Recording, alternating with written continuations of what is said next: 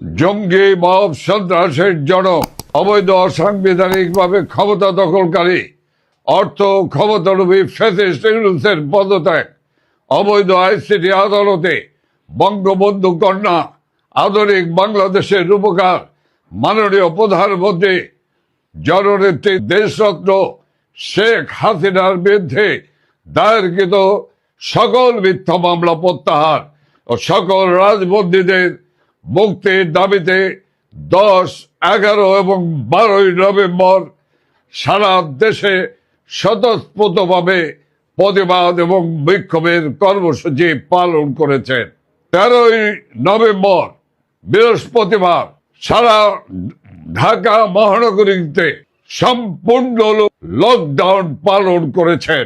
এটি একটি নজিরবিহীন লকডাউন পালিত হয়েছে। ঢাকার সমস্ত জনগণের অকুণ্ঠ সমর্থনের মধ্য দিয়ে মাননীয় নেত্রী প্রধানমন্ত্রী শেখ হাসিনার প্রতি মানুষের শতভাগ আস্থার বহিঃপ্রকাশ ঘটিয়ে এবং এই ক্ষমতা দখলকারী ইউনূস সরকার এবং তার পেটোয়া বাহিনীকে বৃদ্ধাঙ্গুলি দেখিয়ে এই কর্মসূচি পালন করেছেন। আইনের শাসন, ন্যায় বিচার এবং অবৈধ অসাংবিধানিক আন্তর্জাতিক অপরাধ ট্রাইব্যুনালের বেআইনি বিচারের প্রতিবাদে বাংলাদেশ আওয়ামী লীগের আহ্বানে যে স্বতঃস্ফূর্ত লকডাউন কর্মসূচি পালিত হয়েছে ঢাকায়, রাজধানী ঢাকায়, তার জন্য মাননীয় প্রধানমন্ত্রী জাতির পিতা বঙ্গবন্ধু শেখ মুজিবুর রহমানের কন্যা শেখ হাসিনা দেশের সকল গণতান্ত্রিক, প্রগতিশীল, আধুনিক, অসাম্প্রদায়িক এবং স্বাধীনতা মুক্তিযুদ্ধের চেতনায় বিশ্বাসী মানুষকে শুভেচ্ছা ও অভিনন্দন জানিয়েছেন। তিনি প্রবাসে থাকা সকল আন্দোলনরত প্রবাসী ভাই এবং বোনদেরকেও আন্তরিক শুভেচ্ছা জানিয়েছেন।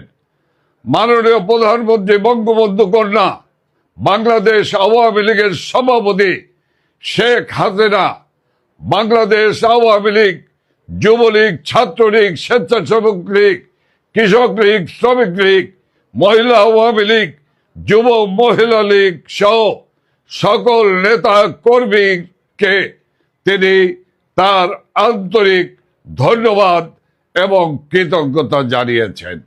গণতন্ত্র পুনরুদ্ধার, মাননীয় প্রধানমন্ত্রী বঙ্গবন্ধু কন্যা শেখ হাসিনার বিরুদ্ধে প্রশাসনমূলক বিচার বন্ধ, সকল অত্যাচার, নির্যাতন, দমন পীড়ন ও রাষ্ট্রীয় সন্ত্রাসের বিরুদ্ধে এবং খুনি ফ্যাসিস্ট ইউনূসের পদত্যাগের দাবিতে বাংলাদেশ আওয়ামী লীগের কর্মসূচি।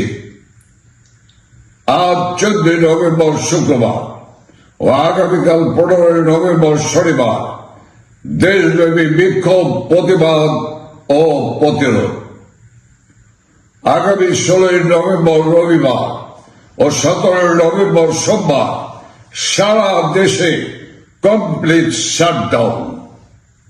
যে অবৈধ আইসিটি আদালত বিচার কার্য করে মাননীয় প্রধানমন্ত্রী বঙ্গবন্ধু কন্যা শেখ হাসিনাকে, তার দলের নেতৃবৃন্দ দেশের পুলিশ সেনাবাহিনীকে কলঙ্কিত করতে চেয়েছেন, আমরা পরিষ্কার ভাবে বলতে চাই, এই আইসিটি আদালতে যুদ্ধ অপরাধীদের বিচার করা হয়েছে।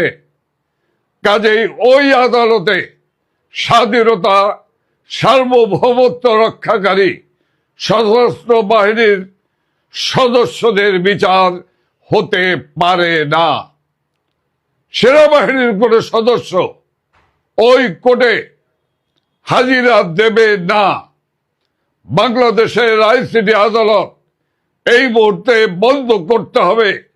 সকল রাজবন্দী সহ সেনাবাহিনীর সদস্যদের মুক্তি দিতেই হবে। এই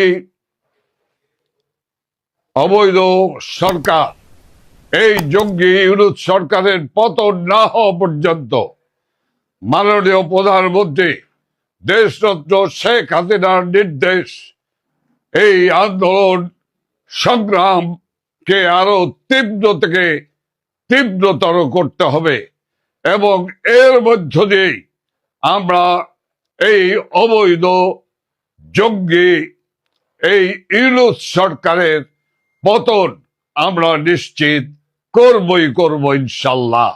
জয় বাংলা, জয় বঙ্গবন্ধু, জয় শেখ হাসিনা।